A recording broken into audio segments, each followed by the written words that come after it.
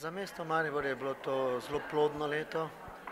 Moram reči, da nam je uspelo zaključiti nekatere projekte. Dobili smo Evropsko prestolnico mladih, dobili smo svetovno mladinsko prvenstvo v šahu. Maribor je postal mesto po meri invalidov. Predali smo svojemu namenu lutkovno gledališče. Uspešno smo položili temeljni kamen in zgradili dom za ostarele Podgorco, za Studenci. Dobili smo Evropsko prvenstvo v frizbiju, dobili smo Evropsko prvenstvo v nogometu U17.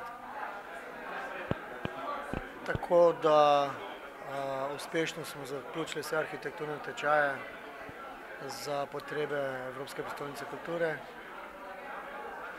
Za nami so lokalne volitve in bilo je naporno leto in jaz mislim, da je Maribor pred novimi izzivi.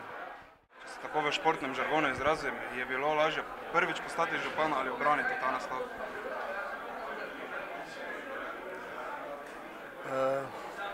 Lažje je braniti naslov, ker težko kdorkoli zamenja aktualnega župana. Posebej pa župana, ki je za svojo ekipo pokazal v mestu neke spremembe. In to ni pomembno samo za Maribor. Malo županov se je v Republiki Sloveniji zamenjali. Nove župane smo predvsem tam dobili, ko stari so se že na nek način naveličali. Mogoče še vaša želja za občanke in občane mesta Maribor ob novem letu? Želim vesele božične, novoletne praznike.